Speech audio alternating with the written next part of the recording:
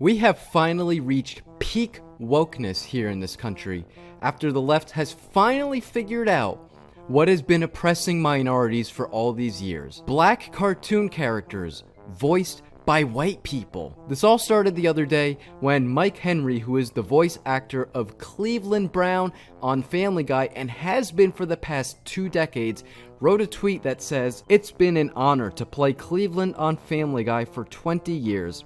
I love this character, but persons of color should play characters of color.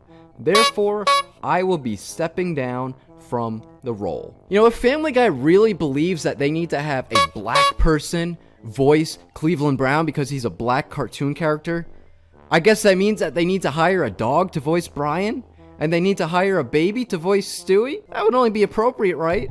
They should probably get an obese man to voice Peter Griffin. Now, strangely enough, playing the role of Cleveland Brown was not really an issue for Mike Henry for 20 whole years, because if you go to Google and you type in Mike Henry net worth, you'll see that he's made about $12 million over his lifetime, as that's what his net worth is here today. $12 million! And this guy says that he's been an R-word for all these decades for playing a black character, and only people of color should be voicing characters like that. So if Mike Henry is really serious about his newfound virtue here, don't you think he should probably be returning that $12 million? Then a day later, things really started getting spicy when The Simpsons decided that they were going to follow the lead of Family Guy and do the same thing. The Simpsons will no longer allow white actors to voice non-white characters. Very stunning and brave, Simpsons. This article from Breitbart.com says, "The Simpsons on Fox will no longer allow white actors to voice non-white roles. A decision that is likely to impact a range of beloved supporting characters on the long-running animated series, including Dr. Julius Hibbert, Carl Carlson, Judge Roy Snyder, and the Bumblebee Man." You know what? Let's just cancel the entire Simpsons show, because I can't find anyone that truly is yellow. So we have to cancel The Simpsons. Where are we going to find the yellow actors? Now, doesn't that sound like discrimination to you? They're literally admitting right here that we will not let white people have a certain role. I'm pretty sure we have a Civil Rights Act that kind of prohibits this kind of discrimination here. And I wonder if this will apply to black voice actors. Are they going to be prohibited from playing white roles, or is it just the other way around here? I did not think we'd ever come to a point in time where we'd see cartoon characters being taken off the air.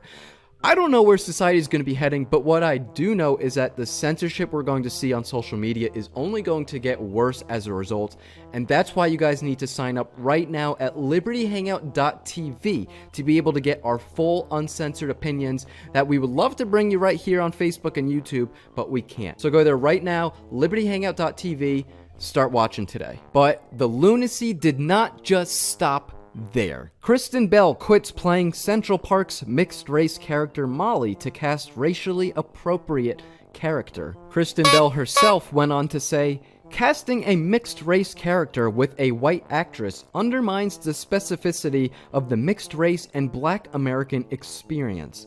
It was wrong, and we on the Central Park team are pledging to make it right." She went on to say, "I am happy to relinquish this role to someone who can give a much more accurate portrayal, and I will commit to learning, growing, and doing my part for equality and inclusion." Wow.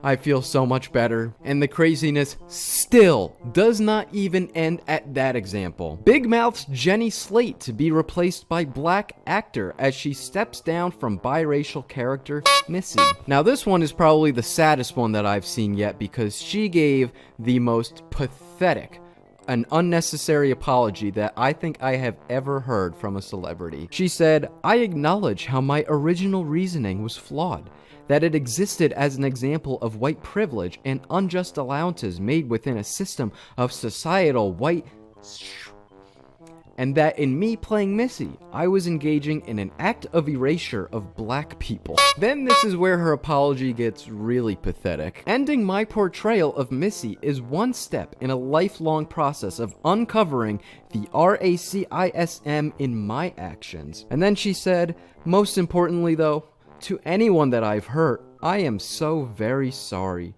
Black voices must be heard. Black lives matter." Yes, because she was just totally holding people back in this country.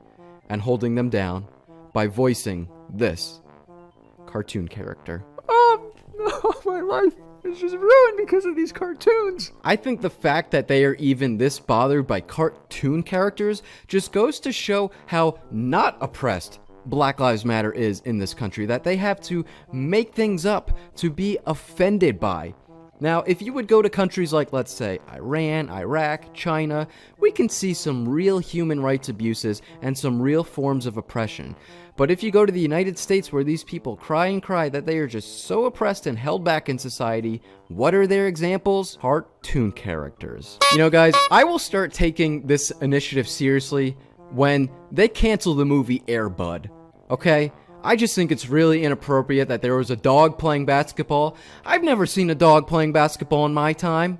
I think that's really offensive. And I think that that dog was taking a spot away on the court from some poor boy from the community. I don't know, guys. I don't know where the madness ends. Leave a comment below if you have any idea, because I don't.